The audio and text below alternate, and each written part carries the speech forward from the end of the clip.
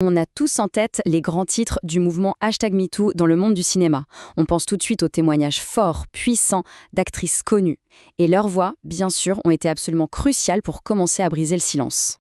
Mais voilà, ces histoires de stars, aussi importantes soient-elles, ce n'est que la partie émergée de l'iceberg. Derrière les paillettes, loin des caméras, il y a une réalité bien plus vaste et beaucoup plus complexe. Et c'est justement là qu'on va aller voir. On va s'intéresser à celles et ceux qui font les films. Les gens de l'ombre, dont les histoires, elles, sont restées bien trop souvent invisibles. Alors, pour bien comprendre l'ampleur du problème, rien de tel que de commencer par les chiffres bruts. Ceux d'une grande enquête qui a vraiment secoué le milieu.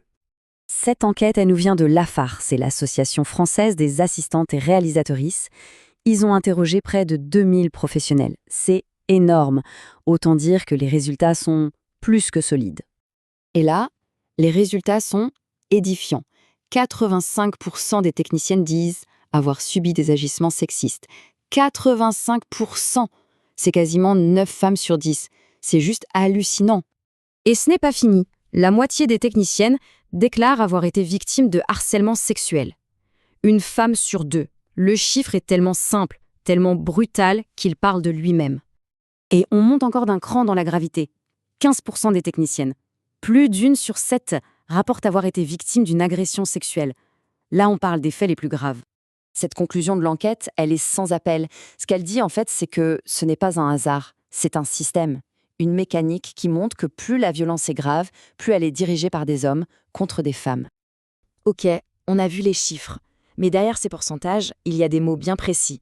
Agissement sexiste, harcèlement, agression. Qu'est-ce que ça veut dire concrètement et légalement? C'est important de le savoir.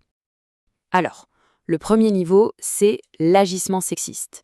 C'est la remarque sur une tenue, la petite blague sur les femmes au volant. Des choses qu'on a trop souvent tendance à banaliser, mais qui, en réalité, pourrissent l'ambiance et créent un environnement de travail toxique. Ensuite, il y a le harcèlement sexuel. Le mot-clé, ici, c'est répétition. Ce n'est pas un acte isolé.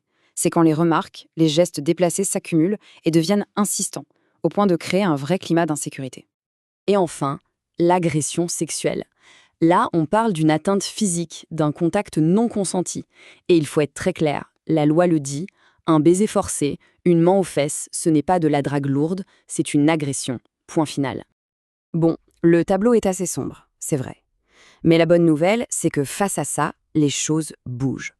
Le silence n'est plus une option, et surtout, l'action collective s'organise. Écoutez bien cette phrase, lancée par un directeur de production. Ça illustre parfaitement un autre type de violence, plus insidieuse. Quand on sait que le métier de script est féminin à 98%, on comprend que ce n'est pas juste une critique professionnelle, c'est une manière de rabaisser, de nier une expertise. Mais la riposte, elle est là, et elle est concrète. Prenez le collectif Femmes Plus à la caméra. Elles ne font pas que dénoncer, elles agissent. Elles créent du lien, organisent des discussions, développent des outils pratiques. Bref, elles changent les choses sur le terrain. Et attention, ce n'est pas une initiative isolée dans son coin, non, non. Ça s'inscrit dans une vague de fond, un mouvement bien plus large, qui traverse tout le secteur et qui demande des changements profonds, des changements de structure. Ce qui est passionnant, c'est que cette lutte contre les violences sexistes, elle ouvre la porte à une conversation encore plus grande. On ne parle plus seulement de ça, mais de la culture du travail dans son ensemble. Et au cœur de cette nouvelle discussion, il y a un concept qui émerge, la violence morale. C'est quoi? C'est tout ce qui est pression constante, humiliation, mise à l'écart. Des violences qui ne laissent pas de bleu sur le corps, mais qui peuvent être tout aussi destructrices. Alors comment on lutte contre ça? Eh bien, les solutions s'inspirent des stratégies féministes. 1. On se parle entre collègues, on brise l'isolement. 2. On forme, notamment les chefs, à un management plus humain. Et 3. Le plus dur, on s'attaque aux racines du problème, aux inégalités de salaire, au manque de respect. Et ça donne lieu à des expérimentations vraiment fascinantes.